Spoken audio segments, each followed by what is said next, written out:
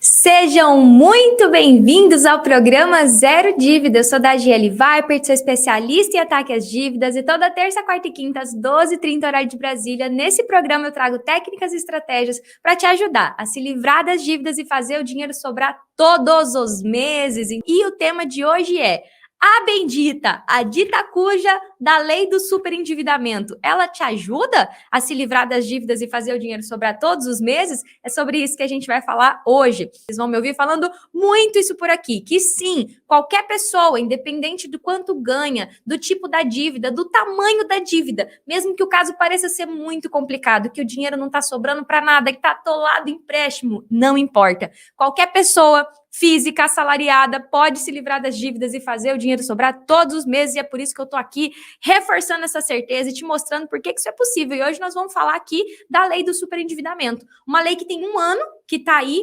vigente aproximadamente, vai completar 1 ano, não deu 1 ano ainda, e que chaculejou o mercado aí de dívida, de banco, mas que nós, assim, que trabalhamos na prática, que ajudando gente todo dia, a gente não tem, assim, muito a falar dessa lei, de que ela é muito boa, não, mas a gente vai explicar aqui os nuances, e aqui eu vou trazer um pouco da minha prática, vou trazer o que está escrito, né, na lei mesmo, como é que é a aplicação dela, o que a gente já tem na realidade, de fato mesmo, né, então é sobre isso que a gente vai falar, tá bom?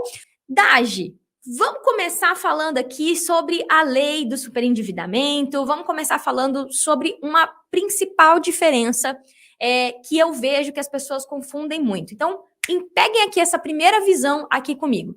As pessoas confundem a existência de uma lei, a existência de uma regulação com a necessidade de entrar com um processo judicial. Essa é a primeira parede, a primeira montanha que eu quero eliminar da vida de vocês. As leis, as regras, elas existem para disciplinar como as coisas vão acontecer. Elas existem para que a sociedade funcione debaixo de algumas leis e regras, né? A vulga democracia. Dagi não é advogada. Dagi não vai falar para vocês em linguagem jurídica. Dagi é contadora de formação e trabalhou aí no mercado financeiro em bancos durante 8 anos. E há 5 anos eu faço todos os dias atendendo pessoas, ajudando elas a se livrarem das dívidas e terem educação financeira, a se livrarem das dívidas e fazer o dinheiro sobrar todos os meses. E existe uma coisa na cabeça do brasileiro que eu não sei quando que foi que isso aconteceu, que todas as vezes que existe um problema, que uma lei é, vamos dizer assim, desobedecida, a solução é entrar com um processo.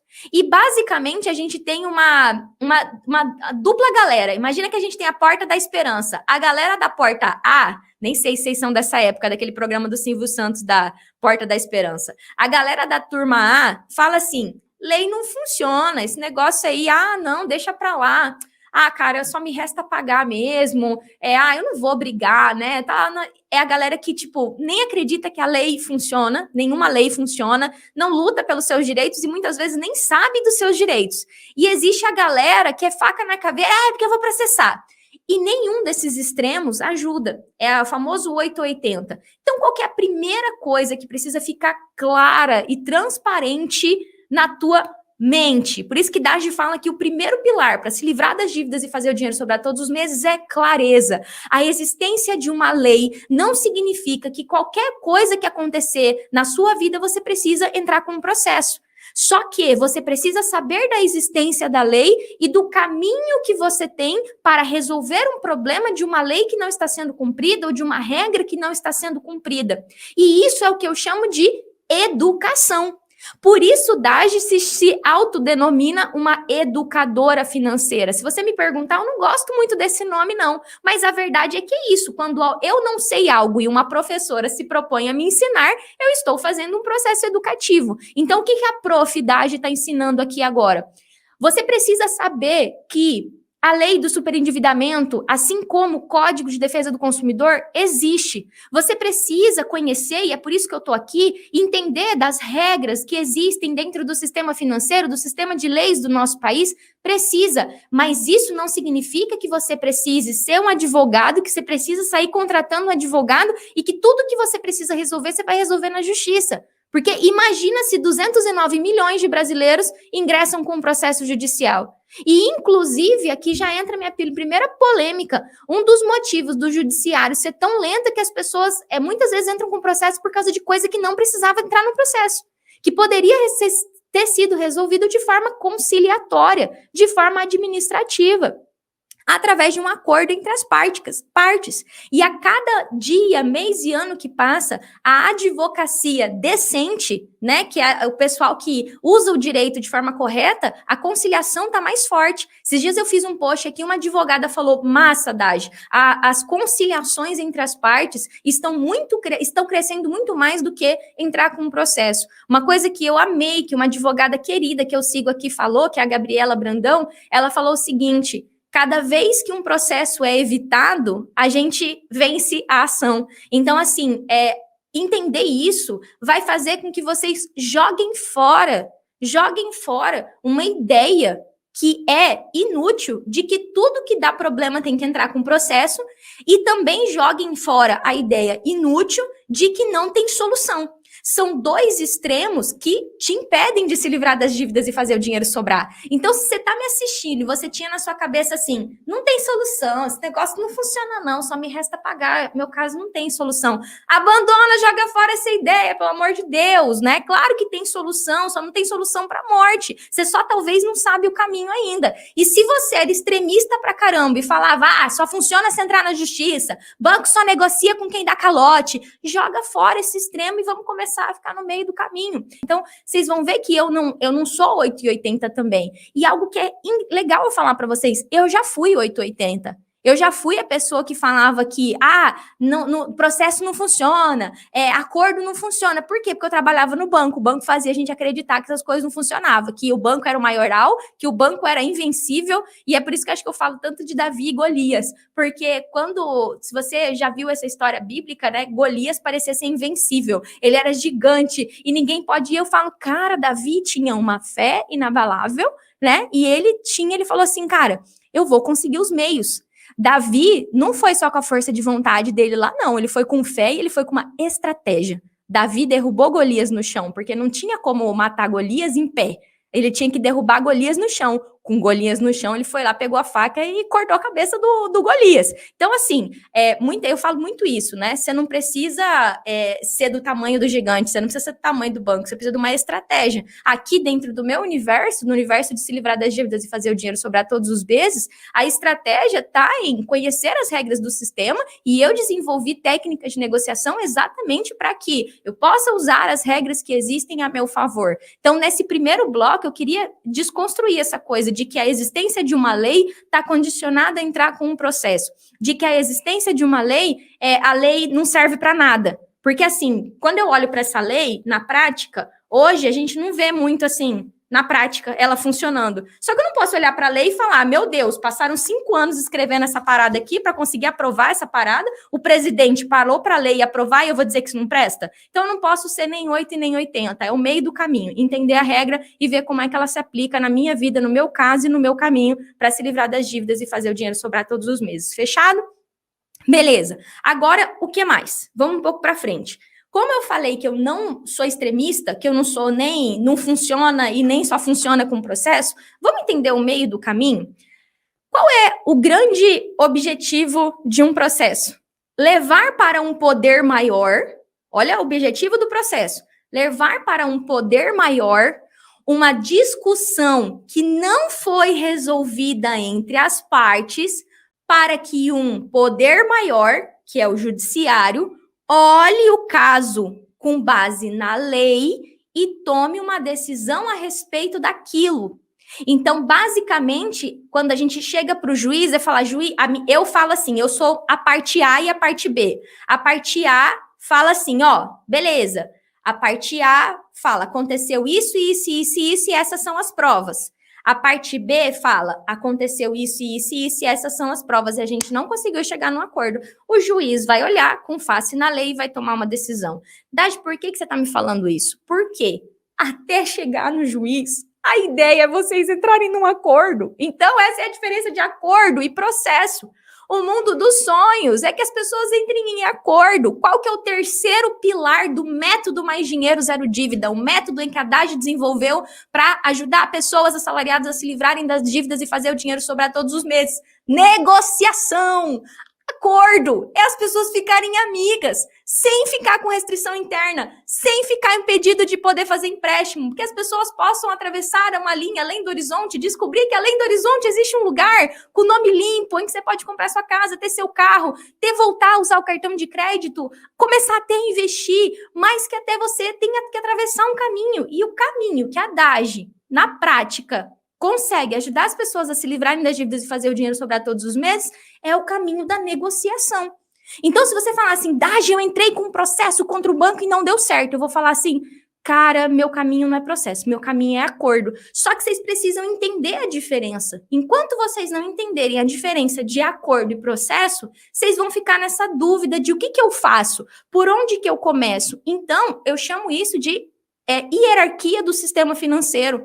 A sexta hierarquia é a justiça. Pô, tem 5 antes para trás dela. Então, antes de eu sonhar em brigar com algo judicialmente, eu vou esgotar as tentativas de negociação amigável. E a ideia para vocês entenderem isso é fácil. É vocês chegarem assim.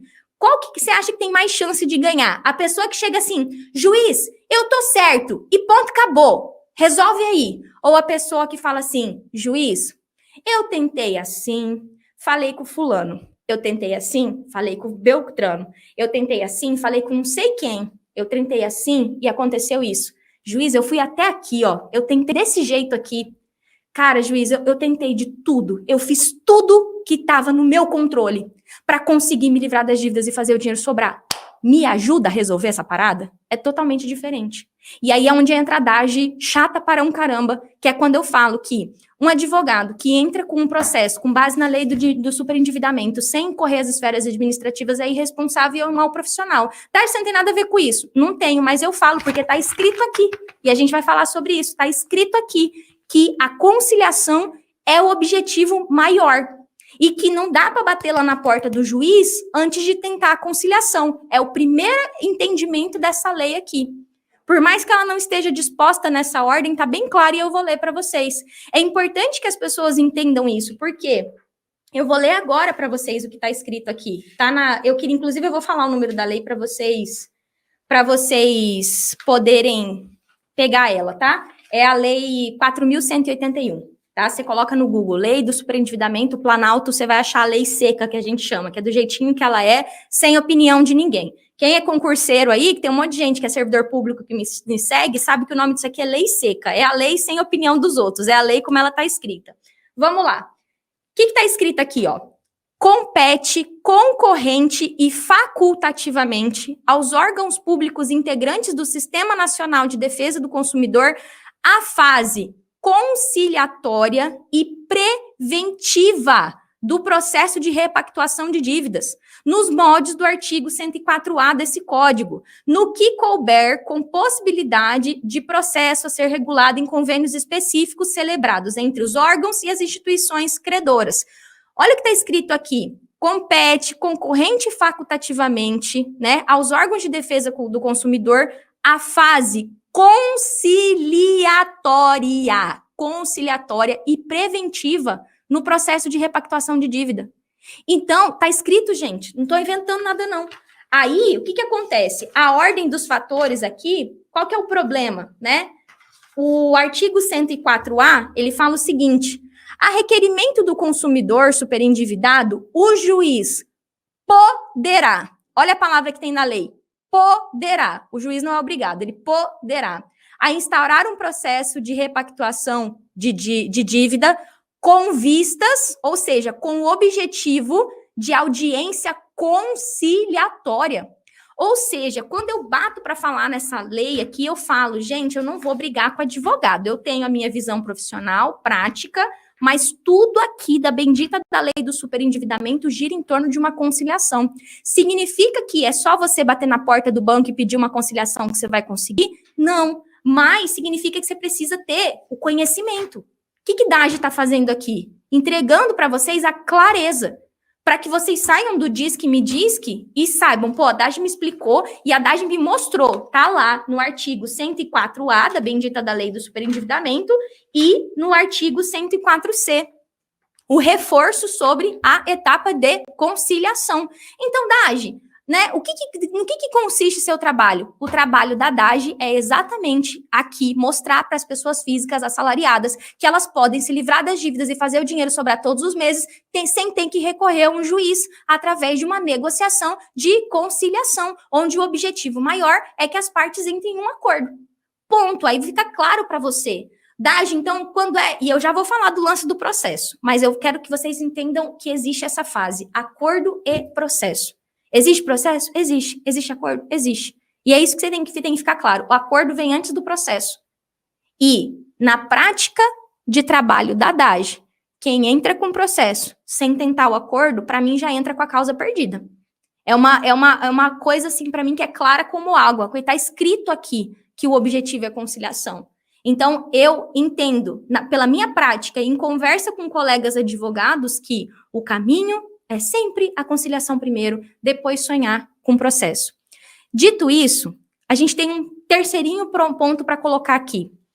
Infelizmente, e é infelizmente mesmo, as pessoas não sabem quais são os seus direitos. As pessoas não sabem. E aqui, quando eu falo que as pessoas não sabem, é que eu pergunto para as pessoas, você já leu o Código de Defesa do Consumidor? Aí eu pego o Código de Defesa do Consumidor, porque essa lei, ela alterou o Código de Defesa do Consumidor. E aí eu vejo umas palavrinhas, né? Umas palavrinhas, por exemplo, ó, vou pegar um exemplo aqui, né? No artigo 54B, ele usa uma frase bem assim, ó, no primeiro, nem lembro se é parágrafo, enfim, ela fala assim, o custo efetivo total e a descrição dos elementos que o compõem. Uma pessoa, para conseguir ler essa lei seca aqui, ela tem que ter, sim, um mínimo de conhecimento de interpretação de texto e de conhecimento até das regras básicas de português. Aí você pega um senhorzinho de 74 anos, que nem é, às vezes, tão entendido, como é que ele vai entender como é que essa lei funciona para o caso dele? Tanto que uma das funções da lei do superendividamento foi alterar o Estatuto do Idoso, que foi falar o seguinte, ó, na hora que for emprestar dinheiro para velhinho, não pode ser essa zona que estava antes da lei, porque acontecem golpes e mais golpes com pessoas idosas, eu falo velhinho aqui com todo respeito, tá? Com pessoas idosas que, por não entenderem, pela sua dificuldade de leitura, de interpretação e pela sua vulnerabilidade, porque é chamado pessoas potencialmente vulneráveis, tem até uma regulação no Bacen sobre isso, que caem em problemas porque não conhece. Então, qual que é o grande problema que eu vejo quando a gente fala assim, saiu a lei do superendividamento? Cara, o brasileiro nem sabe que existe o Código de Defesa do Consumidor. Se o brasileiro soubesse que existe o Código de Defesa do Consumidor, ele não deixava o banco ligar o dia inteiro para ele. Qual que é a maior dor de um endividado? É o telefone dele não parar de tocar. Artigo 71 do Código de Defesa do Consumidor diz que o banco ficar ligando o dia inteiro é cobrança vexatória. O banco não pode ligar em horário de trabalho, descanso e lazer. Então, qual que é o problema universal? É a pessoa, na minha visão, é a pessoa querer falar, agora tem a lei do superendividamento, vou contratar um advogado, ela mal sabe o direito dela. Então, qual que é? Dade, por que você está me falando isso? Eu estou falando que isso é importante porque antes de você começar a fazer algo, você vai ter que ter preparação de entender se aquilo que existe na lei, seja no Código de Defesa do Consumidor, nas resoluções do Banco Central, em tudo, se aplica para o seu caso. Você vai ter que entender, poxa, eu me enquadro aqui. A prova disso é que tem muita gente que enche a boca para falar que é super endividado e quando você vai olhar a fatura do cartão de crédito da pessoa, tem resort, tem Rio Quente Resort, tem um monte de coisa que não é o mínimo existencial, que é o que está escrito aqui na lei, que eu já vou falar disso agora, o próximo tópico que eu vou falar aqui. Então, assim, ó, o que é importante, acho que eu reforçar aqui, se você conheceu a lei do superendividamento, você precisa saber sim que ela existe, que ela é uma alteração do Código de Defesa do Consumidor e do Estatuto do Idoso, que ela fala várias coisas e regras com relação à prevenção do endividamento e como que resolve uma situação de superendividamento, mas que antes de se auto-intitular superendividado, você vai precisar conhecer os seus direitos e os seus deveres. Então, quando a lei fala ali do mínimo existencial, ela fala lá, né? O que é o mínimo existencial? Existe uma descrição específica para isso. Então, assim, escola particular não é mínimo existencial. E assim eu poderia ficar aqui várias coisas falando que não é mínimo existencial. Então, até mesmo o reconhecimento do superendividamento precisa ser muito bem feito. Por isso que a DAGE fala tanto da importância do levantamento de dívidas. Uma pessoa que deve 700 mil reais é uma pessoa superendividada? Não, se ela ganha 40 mil, não necessariamente. Eu só consigo ver o superendividamento quando eu coloco a vida da pessoa do lado dos compromissos que ela tem junto com instituições financeiras, bancos, cartões e outros compromissos que ela tem. Então, assim, o que falta em geral, e por isso que eu estou aqui, é o conhecimento das regras, das coisas e principalmente, às vezes, o conhecimento do teu próprio caso. Tem muita gente que diz assim, eu tô atolada em dívida, meu dinheiro não sobe para nada. Quando você vai ver lá o rastreamento do dinheiro, que a gente também vai falar aqui hoje, então você olha lá o rastreamento do dinheiro da pessoa, cara, o dinheiro dela vai para tanta coisa que não precisava ir, a começar um monte de tarifa e produto bancário que ela nem era obrigada a pagar. Então, o que a DAGE prega e reforça aqui é que, antes de vislumbrar a lei, você tem que pensar no que essa lei eu me encaixo e o que é meu dever. Qual que é meu dever? Cara, eu fiz uma boa faxina financeira, eu tenho um levantamento de dívidas, eu sei para onde o meu dinheiro está indo, ou a minha vida está uma verdadeira bagunça, eu pago cartão com cartão, eu vivo no cheque especial achando que isso é normal. Às vezes eu nem me identifico com esse negócio de endividado, porque minhas contas tá tudo em dia. Então começar a entender, cara, qual que é meu direito, qual que é meu dever. E aí eu trago esse problema das pessoas não saberem direito nem quais são os seus direitos e seus deveres por conta disso. Entendendo isso, o que a DAGE não vai falar aqui hoje? A DAGE não vai falar e nem está recomendando para você ver essa live e entrar na justiça amanhã e pedir que seu caso se enquadre na lei do superendividamento. Isso é tudo que eu não vou falar. E eu vou reforçar, né? A minha posição hoje, tá? Pode ser que amanhã minha posição mude, mas a minha posição hoje é que não funciona entrar com pedido com a lei do superendividamento. Minha opinião hoje é baseada em fatos. É porque você vai achar um monte de vídeo na internet de advogado falando que não conseguiu ter uma decisão definitiva com base nessa lei aqui. A lei é nova e a gente aqui pelo menos, né, tem conseguido sucesso sem precisar recorrer a ela. Então hoje, Dade, qual que é a sua opinião? Minha opinião é que não vale a pena acionar essa lei hoje. Não vale a pena entrar na justiça e falar para o juiz, eu tô super endividado, tô com meu mínimo existencial comprometido, por todas as complicações que envolvem. Então eu não vou aqui me aprofundar. Por que a DAGE, vamos dizer assim, não vê a funcionalidade de entrar na justiça com base na lei do superendividamento? Porque realmente é complexo, a gente tem muitos fóruns onde os próprios defensores públicos falam na internet a dificuldade que é chamar todos os bancos para um acordo, conseguir os documentos, ter um perito contábil que analise tudo isso. Então, a aplicabilidade dessa lei ainda está sendo muito questionada. Então, hoje o meu posicionamento com relação a essa lei continua sendo o mesmo, de que ela pode ser usada na negociação amigável como base para uma negociação amigável, mas que ingressar na justiça se pautando nessa lei, eu ainda não consegui ver que vai funcionar. Então, assim, é a minha prática que está aqui falando, e se você der uma procurada no YouTube, você vai ver o posicionamento de advogados, inclusive muito guerreiros, que estão guerreando para que essa lei tenha aplicabilidade. Então, assim, é por isso que eu falo, a minha parada aqui é fora da justiça. Sobre ela, eu vou falar, né? Então, vamos lá. Beleza, Dage. Agora, vamos entender o seguinte. Pô, Dage, mas como assim? Você está me dizendo que a lei não funciona? Não, eu tô querendo te dizer que a lei, ela foi criada para resolver uns buracos que tinha no Código de Defesa do Consumidor e no Estatuto do Idoso. Então, o Código de Defesa do Consumidor não tinha uma regra clara do que fazer quando uma pessoa está com muita dívida. Quem é que resolve essa parada? Manda pro Procon? O banco tem que fazer amigavelmente? É o Banco Central que tem que resolver? isso estava um buraco. A lei era muito superficial, e aí essa lei tramitou quase 5 anos até ser aprovada, a lei do superendividamento. Então, ela resolve uns buracos do Código de Defesa do Consumidor. Então, por que a Haddad ficou muito feliz quando essa lei saiu? Por conta do que eu falei para vocês, que foi escrito no artigo 104C, que compete concorrente facultativamente aos órgãos públicos integrantes do Sistema Nacional de Defesa do Consumidor a fase conciliatória e preventiva no processo de repactuação de dívidas.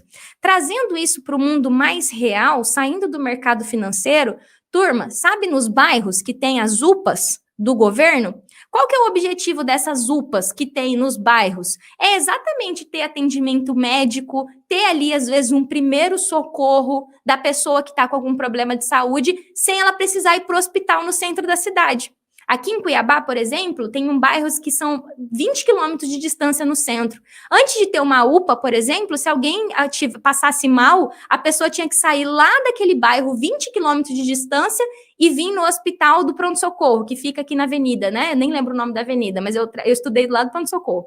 A pessoa tinha que fazer tudo isso. Com o surgimento das UPAs, por exemplo, né? UPAs, hoje tem outro nome, acho que é a unidade da família, enfim, ali os primeiros atendimentos podem ser feitos, solicitação de exame e várias coisas. Então, o que essa lei ela fez resolver? Olha, gente, eu estou aqui dando a competência para os órgãos públicos que integram o Código Núcleo de Defesa do Consumidor, as defensorias, os PROCONs, a fase de conciliação e prevenção na repactuação de dívida. Então, quando saiu essa lei, DAGE ficou muito feliz, porque agora tinha ali uma coisa escrita de que a fase conciliatória competia aos órgãos públicos de defesa do consumidor. E aqui eu reforço muito a figura do PROCON, que não é ir lá no PROCON e bater lá, mas dá para pedir. Com o seu caso estruturado, com todas as técnicas de negociação que eu ensino, que eu falo todo dia, é possível negociar. E essa lei falou que é competência dos órgãos públicos de defesa do consumidor tentar pelo menos essa conciliação que a lei tanto fala, que só deve ser levado algo para o juiz depois de exaurido a fase conciliatória. Vocês percebem que eu estou quase saindo do corpo aqui da cadeira? A Haddad defende isso mais do que tudo, de que você tem que tentar negociar primeiro, que a etapa de negociação, que é o terceiro pilar do meu método Mais Dinheiro Zero Dívida, é onde a coisa acontece. Quando vocês veem os meus alunos, a Adriana falando, DAGE, eu negociei a última dívida e o banco parcelou e eu tô feliz, meu nome tá limpo, meu dinheiro sobra, eu me livrei das dívidas, meu dinheiro sobra. A Adriana fez isso utilizando isso, conciliação. Não precisou entrar na justiça, não precisou contratar advogado. Ela, que mal sabia entrar na própria conta, abrir um cadastro lá no Banco Central, ela não sabia, eu que ajudei ela a abrir. Uma pessoa que ganha um salário mínimo, que até ontem era auxiliar de serviços gerais, que não tem estudo, faculdade de direito, que deve ter feito ensino médio ali, leiga, que eu falo, era uma pessoa que até se tornar minha aluna, era leiga, conseguiu negociar todas, não foi uma não, foi todas as dívidas, utilizando isso aqui, que nem existia na época dela, né? Isso aqui tem 1 ano, ela é minha aluna de 2020. Conciliação, que é o terceiro pilar do meu método, negociação. Isso, é essa primeira coisinha aqui que eu quero frisar. DAGE, você fala tanto, né, da via administrativa, você fala tanto que não precisa entrar na justiça, ou que pelo menos não é a primeira coisa que eu faço. Então, me explica um pouco melhor o que é esse caminho. O que acontece normalmente, eu já vi acontecer, é as pessoas me ouvirem falar de Bacen e Procon e, tá, entendi. Então é só eu escrever um e-mail lá para o Banco Central e falar, Banco Central, eu estou super endividado, me ajuda. É só eu ir lá no Procon e falar, Procon, eu sou super endividado, me ajuda. Não. A DAGE forma aqui os alunos dela exatamente para eles saberem o que escrever, como responder e como se portar diante dos credores, com base nas regras e leis já existentes, para pedir negociações pautadas no seu caso. Por quê? Eu tenho 2 alunos, a Ana e a Joana. A situação da Ana pode ser que ela ganha um salário mínimo e está devendo 30 mil. Ela está devendo 30 vezes mais do que ela ganha. E a situação da Joana pode ser que a Joana ganha 15 mil e está devendo 30 mil. O caso da Ana é totalmente diferente da Joana. Muito provavelmente a Ana está super endividada e a Joana só tem uma dívida que também pode ser negociada. O jeito que Ana vai pedir uma negociação de dívida é totalmente diferente do jeito que Joana vai pedir uma negociação de dívida. Ana está super endividada, está impossibilitada de comer, vestir e sobreviver. Ela tá sem, se ela pagar a fatura do cartão. Joana só quer negociar porque o juro do crédito pessoal está muito alto. A técnica de Ana é 2, 3 que tem no meu método. A técnica de Joana é uma, que é negociação de juro. Então, uma pessoa, ela precisa ter a visão do teu caso, que eu chamo isso de visão do endividamento global, ela precisa conhecer a sua situação, ter o domínio do seu caso, antes de bater na porta de qualquer órgão de defesa do consumidor ou órgão regulador, sabendo com muita propriedade o que ela deve, para quem ela deve, qual que é o tipo de contrato, qual que é a taxa de juro, o que ela assinou, o que é certo, o que é errado, o que foi além do que deveria ter sido, o que não teve responsabilidade do banco na hora de emprestar o dinheiro. Dage, mas eu não sei fazer isso. Por isso que Dage existe, para educar as pessoas. Dage, mas não seria mais fácil eu contratar alguém para fazer? Aí é papo para outro dia para a gente conversar. Mas a bem da questão é que quem aprende não depende. A montar a sua situação não significa só você se preparar para ir lá negociar. Significa você assumir a responsabilidade que é sua. E assumir principalmente que você até aqui não tinha educação financeira e que isso te colocou numa situação ruim financeiramente, mas que agora você entendeu que você é responsável pela sua vida financeira e que existem coisas que são referentes à sua vida financeira que você precisa saber. E que não dá para simplesmente delegar para os outros. O mesmo exemplo se dá para a saúde. Não dá para você ir lá no postinho de saúde todo dia e falar, ô doutor, o que eu como hoje? Você vai ter que saber o que você vai colocar no seu prato, o que é saudável, o que não é, o que te faz mal para sua saúde, o que não faz. O doutor só vai dizer, ó, você é diabético, não come açúcar. E aí você vai ter que cuidar ali do açúcar. Então, a educação financeira, ela deveria ser obrigatória na escola, em qualquer lugar, porque quando uma pessoa assina um contrato, ela está assinando um compromisso financeiro ali. Então, dá simplesmente para delegar a tua vida financeira para alguém? Ah, eu vou contratar, aí você já está com dívida, você já está no cenário de superendividamento, você vai pagar rios de honorários, rios de hora trabalho para uma pessoa fazer algo que era para você fazer, que era para você saber. E é por isso que eu acredito e vendo educação financeira. E tô aqui fazendo esse trabalho de conscientização para vocês entenderem. Não tem como outra pessoa negociar por você na esfera amigável. E é isso mesmo, tá? O banco não vai receber uma pessoa lá, você pode, é claro, né, ter alguém que escreve, lê as coisas para vocês, tanto que aqui eu dou os textos todos prontos para os meus alunos, mas a negociação na esfera amigável é a pessoa que vai até falar em seu próprio nome, em sua própria defesa, buscando a sua negociação. Não vai um terceiro lá. Os meus alunos brincam comigo, eles falam assim, quando eles entram, que eles falam, Dade, queria que você fosse no banco comigo. Depois eles falam, é tão bom aprender no banco, e me sentir respeitado, e conseguir fazer as coisas, e saber que mesmo que eu receba um não, eu sei como lidar com aquele não. E é essa clareza que eu quero trazer aqui para vocês com relação à esfera administrativa e esfera judicial. Cada coisa que é solicitada na esfera administrativa tem uma base numa resolução do Banco Central, numa resolução do Conselho Monetário Nacional, numa lei como a lei do superendividamento. Então, assim, eu posso afirmar para vocês com toda certeza, a Dage não usa nada dessa lei nos pedidos que eu faço para os bancos. Eu até falo para o banco assim, ó, nem estou falando da lei do superendividamento.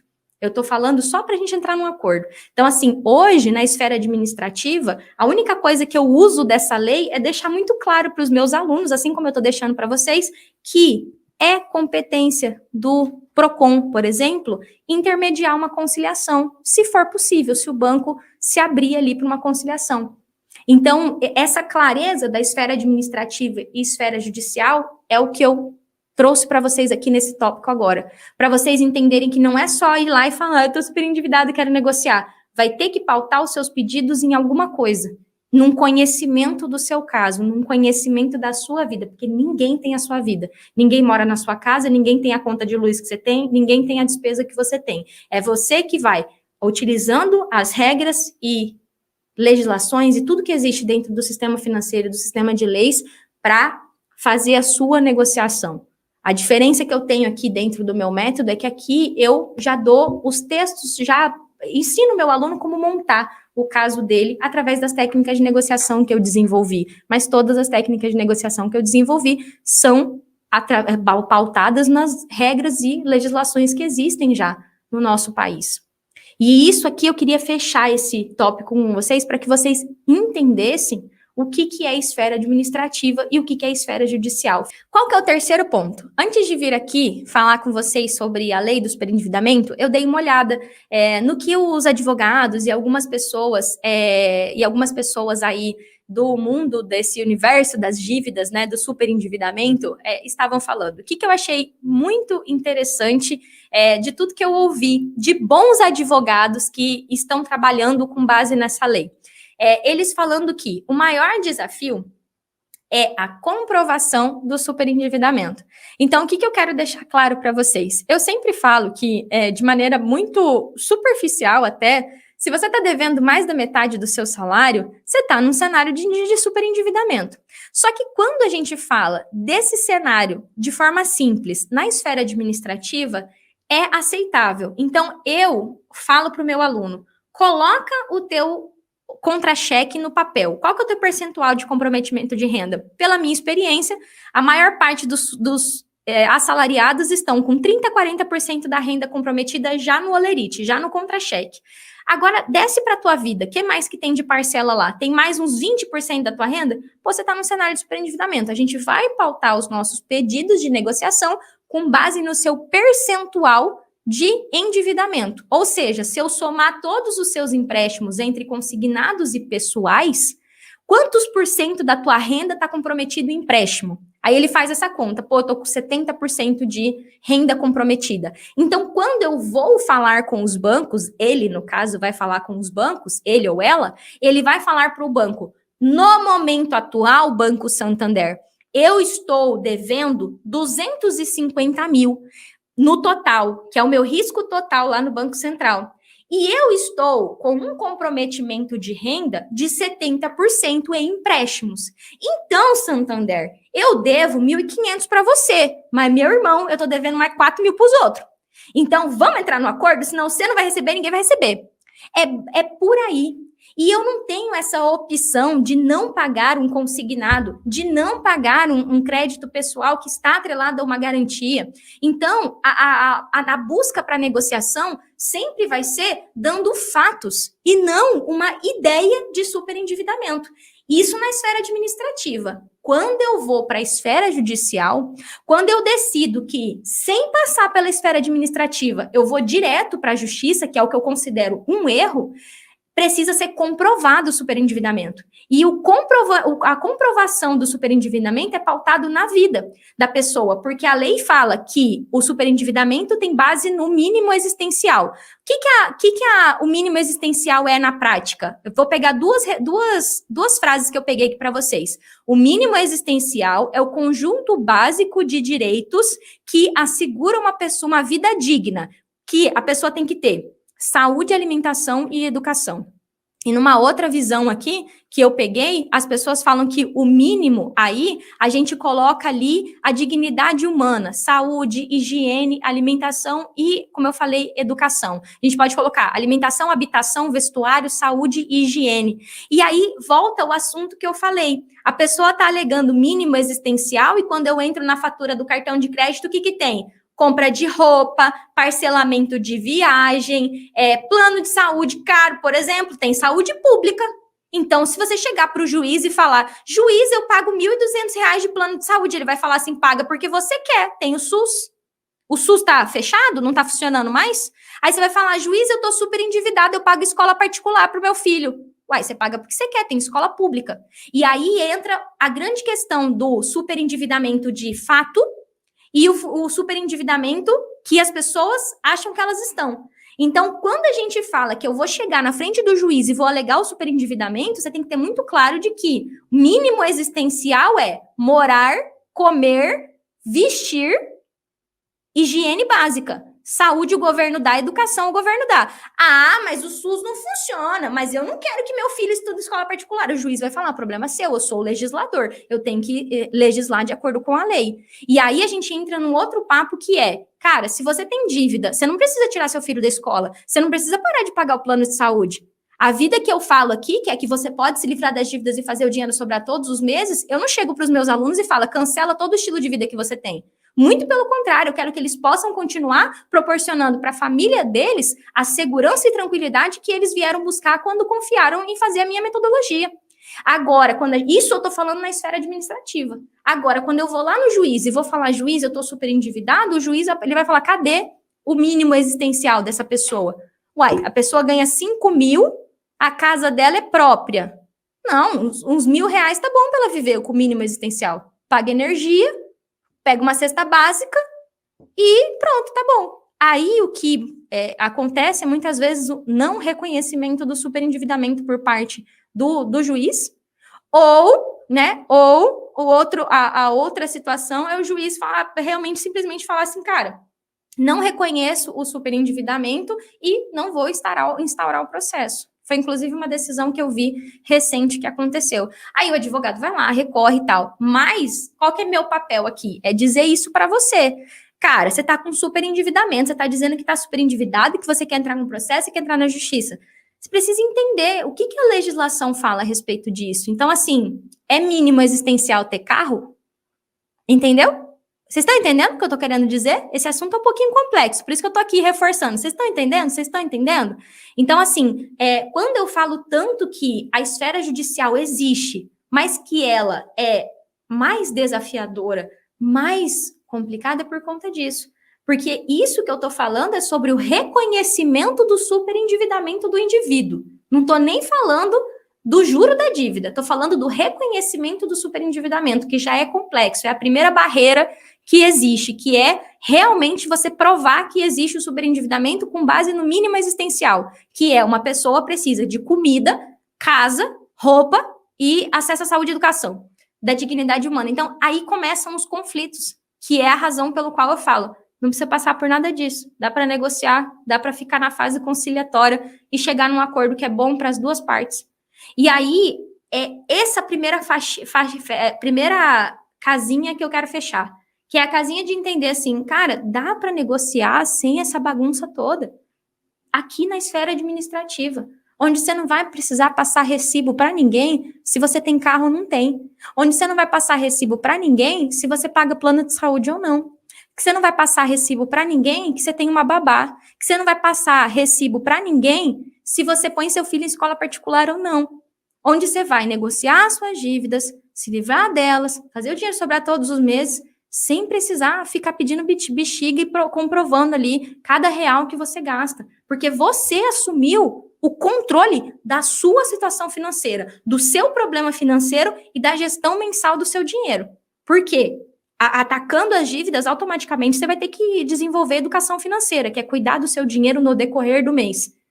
Eliminar as compulsões por compra, eliminar as compras fúteis e inúteis, que normalmente uma pessoa que está super endividada já nem faz mais, mas vai parar de fazer um gerenciamento só de dívida e fazer um gerenciamento da vida e das dívidas para se livrar delas e negociar todas elas por um valor justo e ter dinheiro sobrando todos os meses. É esse entendimento que é importante ter com relação à lei.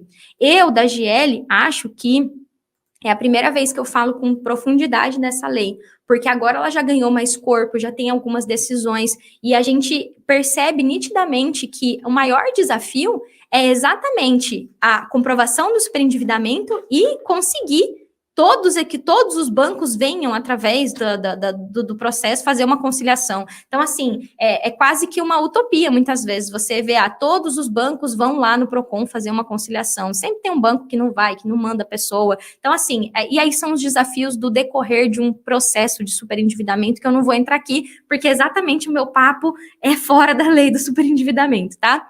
E aí, o que eu quero adicionar aqui de explicação a respeito disso, né? Eu, Dagi, sou a pessoa que mais fala para o endividado assim: olha, eu já fui um pouco como você. Eu sei o que você passa. Eu já devi mais de 50% do meu salário para o banco. Eu já tive dificuldade de ir no mercado porque eu não tinha dinheiro. E eu sou a primeira pessoa que fala para o endividado: cara, eu te entendo. Eu te entendo porque eu já calcei seu sapato. Eu já passei pelo que você passou. E além de ter passado pelo que você passou, todos os dias eu ajudo os meus alunos que estão nesse caminho para se livrar das dívidas e fazer o dinheiro sobrar todos os meses. Os meus alunos têm um método na mão. Eles estão aplicando a minha metodologia e têm a minha ajuda e a ajuda da minha equipe todos os dias.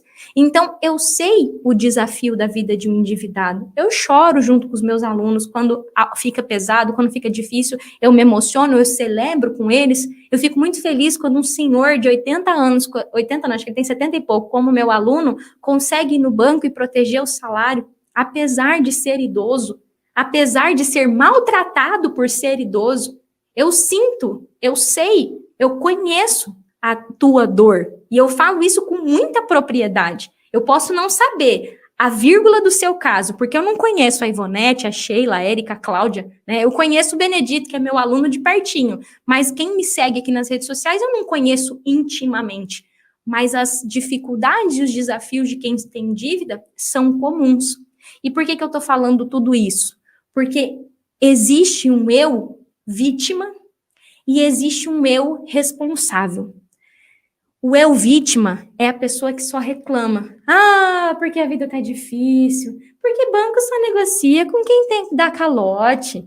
Não, porque não, Dagi, meu caso é diferente, não vai funcionar para mim, não. Não, Dagi, eu tô assistindo seus vídeos, tá bom, não quero fazer esses negócios aí, não. Uma hora dá certo, Dagi. Dagi, sabe o que é? É que eu acho que eu vou vender minha casa, sabe, para pagar minhas dívidas. Não, Dagi, o banco falou que se eu juntar tudo numa parcela só dá certo. Não, esse mês tá apertado, mas eu vou fazer um empréstimo e aí eu cubro as contas e fico pagando. É o eu vítima. E quando eu falo do eu vítima, não é para bater, é para dizer, se você tem se posicionado assim, eu quero te dizer que eu entendo que às vezes a posição de vítima é confortável, porque a vítima não pode fazer nada, né? Ela é vítima.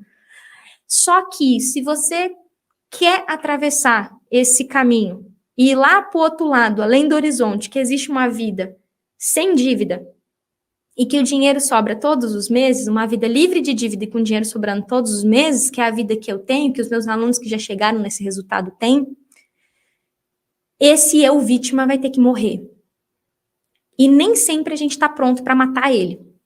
Porque quem consegue se livrar das dívidas e fazer o dinheiro sobrar é o eu que assume: eu errei, eu assinei sem ler, eu gastei mais do que podia. Mas eu decido fazer diferente a partir de agora. E tudo que eu preciso já existe, está disponível. E eu decido fazer diferente a partir de agora. E eu chamo isso de comprometimento.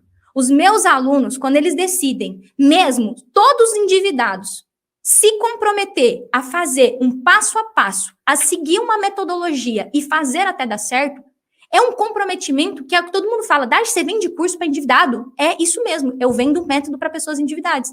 O nível de comprometimento dos meus alunos, eu falo, é nas alturas. Por quê? Eles estão com dificuldade, mesmo assim, eles vão lá e decidem se comprometer com o processo. Eles não estão se comprometendo em pagar meu curso só.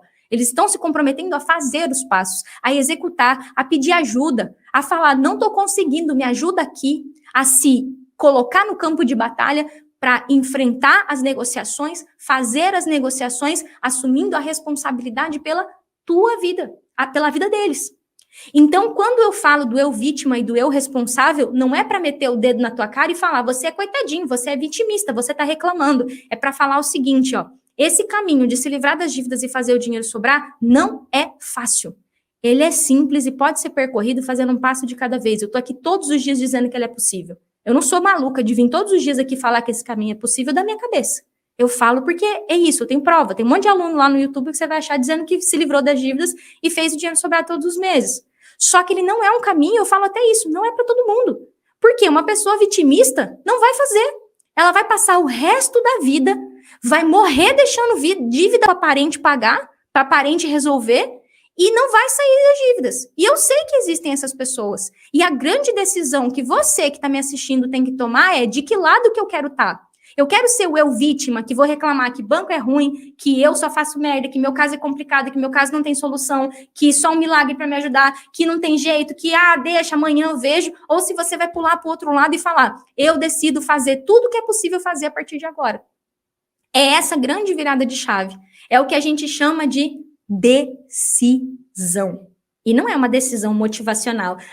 Eu vou! É a decisão de percorrer um caminho. Um passo de cada vez. Uma atitude todos os dias. Algo que eu falo para os meus alunos com muita frequência é: todos os dias que você estiver caminhando nessa caminhada, você vai ter que reforçar a sua decisão de fazer até dar certo. Por quê? Dificuldades e obstáculos vão surgir e nós estaremos aqui para te ajudar. Eu, como tua professora, meu time aqui de suporte, mas você vai precisar decidir caminhar todos os dias, mesmo quando ficar difícil, mesmo quando você estiver cansado. E é por isso que eu falo que um ambiente fortalecedor, que é o que a gente tem aqui dentro do meu método, é um ambiente necessário para você continuar. Você fala, peraí, se meu colega conseguiu, eu também, a gente é do mesmo banco, então vamos fazer. Só que o que eu quero deixar claro aqui, nesse ponto que eu tô falando, o eu vítima não se livra das dívidas e faz dinheiro sobrar todos os meses. É o eu responsável. Então, independente, né, de qualquer coisa, de qualquer lei, de qualquer coisa, pode existir a lei que for. Se você não assumir a sua responsabilidade nessa parada de resolver o problema, de se reeducar financeiramente e fazer essa travessia até esse lugar além do horizonte, que o dinheiro sobra, que não tem dívida, é o eu responsável. Eu decido fazer diferente a partir de agora. Algo que eu falo sempre é que existe uma rota. Existe uma rota do momento 0, que você está com dívida, até o momento 100, que você vai estar livre da dívida com dinheiro sobrando todos os meses. Muita gente para aqui, no 0, e não começa. Vê live, participa. Tem gente que me segue há 2 anos e tá do mesmo jeito que apareceu aqui a primeira vez, ou pior. Por quê? Porque ficou só no, eu quero, mas será que é pra mim? Mas será que funciona? Mas será? Não, amanhã eu vejo. Agora é mais importante o BBB, agora é mais importante a série da Netflix. Não, porque eu vou... E fica se dando desculpa. E tá sempre procrastinando. E não faz nem com conteúdo gratuito e nem entra no meu método. Aí a pessoa, 2 anos depois, ela aparece. Dade do céu, agora o bicho pegou. Tô devendo 30 mil no meu cartão. Não sei o que eu faço. Aí eu falei assim, olha, só pra te constar, 2 anos você me falou a mesma coisa. A diferença é que seu cartão era 10, agora é 30. Aí a pessoa fica assim, até meio ofendida comigo, né? Nossa, que grossa. Eu falo, é a verdade, que é o print. Eu te mando o print da mensagem que você me mandou 2 anos atrás com o mesmo pedido de ajuda. O que aconteceu de 2 anos para cá até agora? Eu vou te dizer o que aconteceu. Você não fez nada. O seu eu responsável não nasceu ainda. Ainda tá no eu vítima rolando o problema. Rola o problema, paga cartão com cartão, paga luz no cartão, usa o PicPay, pega empréstimo no PicPay, pega empréstimo no Recarga Pay, pede mais um cartão e fica rodando ali o problema muitas vezes 2 anos. E se você está me assistindo aqui e está se identificando com esse perfil de quem me segue há um século e não sai do lugar, talvez seja um grande convite aqui para você. Eu sempre brinco com as pessoas, ou você para de me seguir, ou você toma uma decisão de você. Não, eu vou fazer tudo que a Dade fala no conteúdo gratuito. Na próxima turma da Dade, que vai ser dia 13 de junho, eu vou me inscrever e vou fazer com a ajuda dela. Entendeu? Porque eu acho até sofrido uma pessoa ficar 2 anos me seguindo e não avançar. E eu recebo muita gente que fala, Dade, só com o que você ensina de graça eu consegui negociar, eu consegui proteger meu salário. Então, assim, eu sempre falo, Dade, dá para fazer só o conteúdo gratuito? Eu falo, dá, tanto que eu faço conteúdo gratuito, eu só não sei quanto tempo leva. Quando você tiver uma dúvida com quem que você vai tirar, eu sempre falo, tanto que eu faço o conteúdo.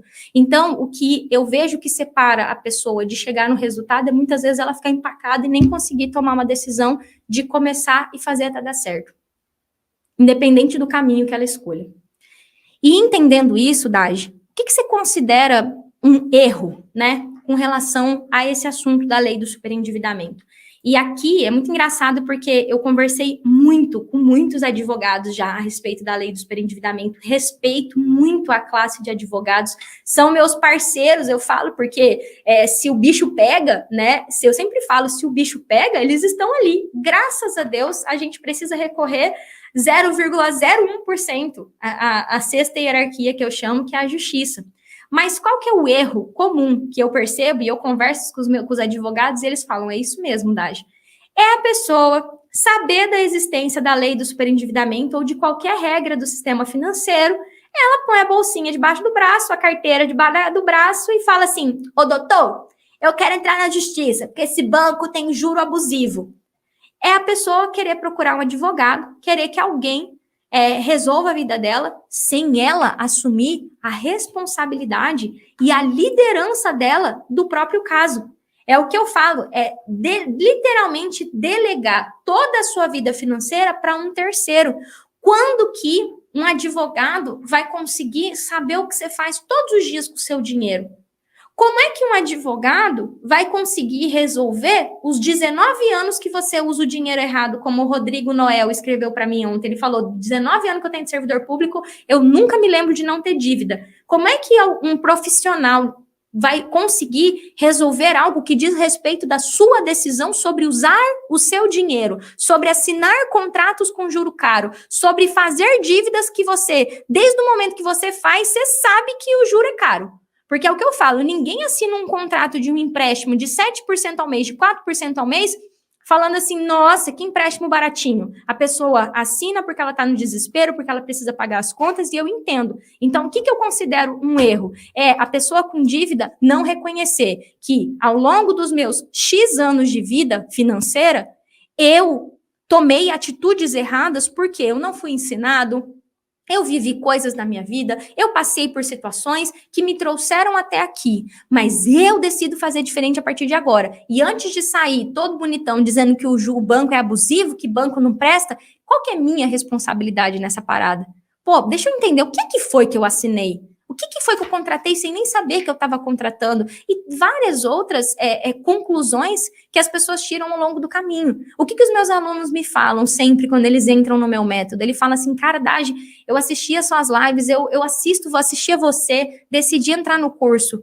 Cara, quando eu entro aqui, eu descubro que além de tudo que você já me falou lá na internet, tem tanta coisa da minha vida que eu nem sabia, dívida que eu nem sabia que tinha, conta que eu nem sabia que tinha, gasto que eu tinha que eu nem percebia. Ontem uma aluna falou que tinha uma Sky de R$ 500 em casa.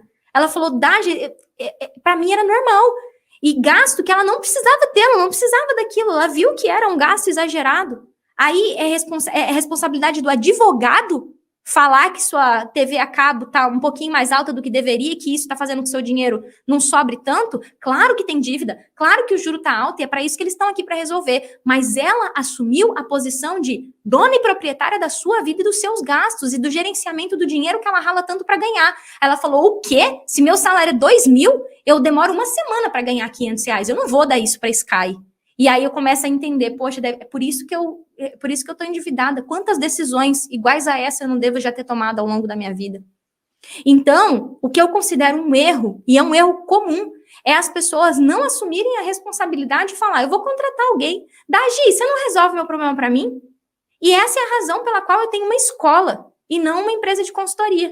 Porque eu acredito na educação.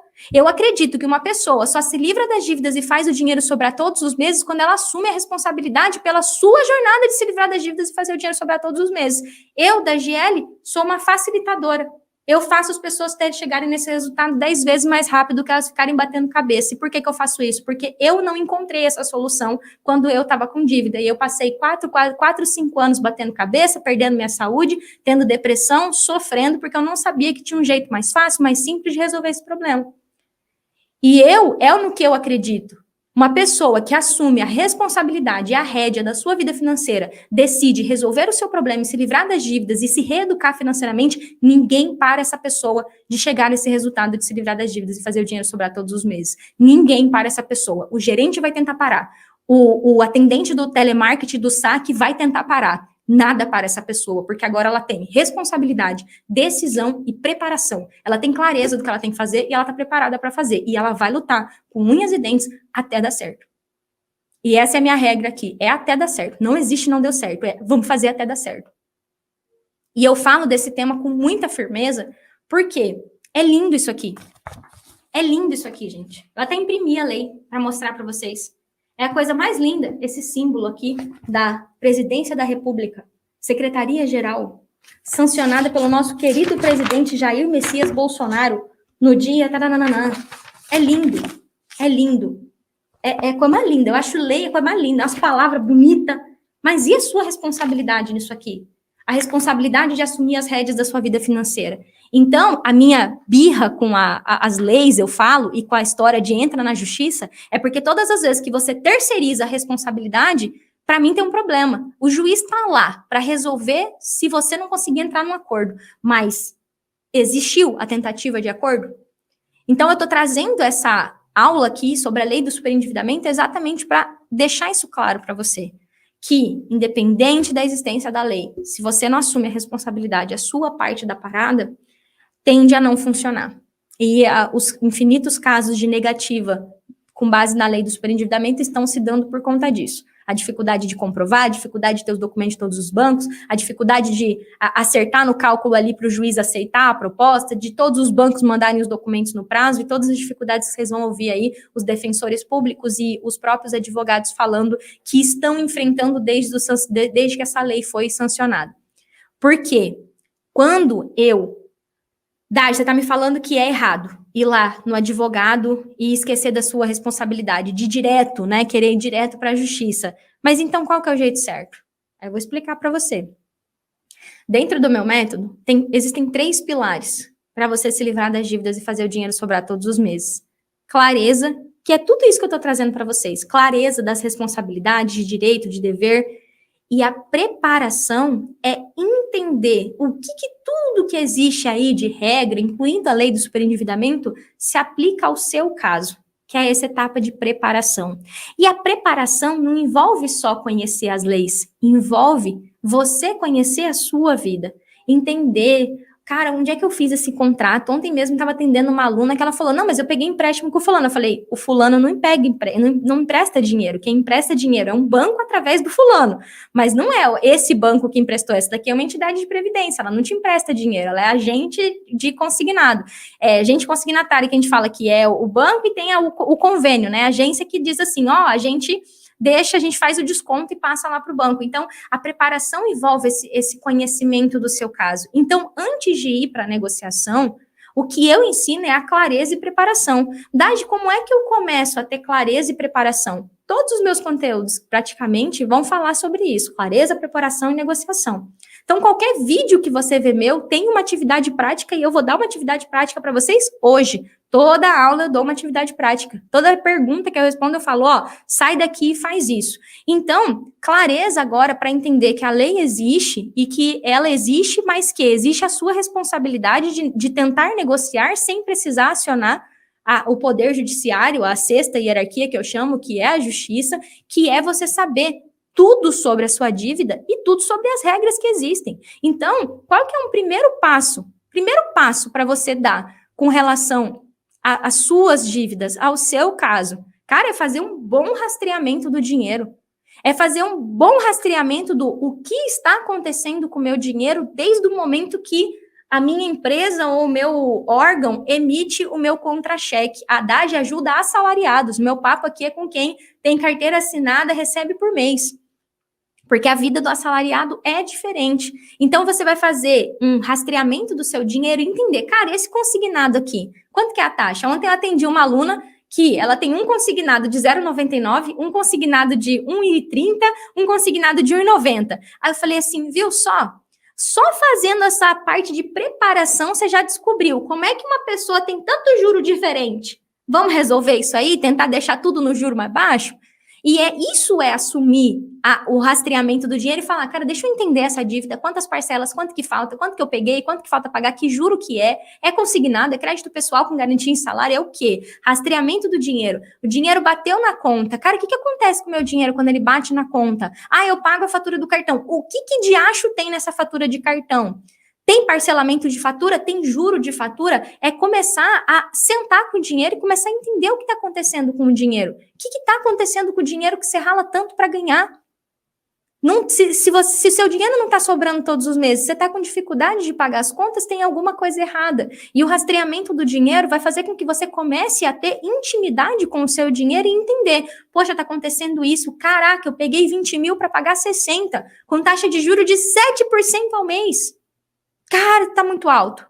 E aí não é agora bater na justiça e falar, ô juiz, resolve aqui que eu assinei o contrato a 7% e agora eu descobri que é caro. Cara, é seu papel.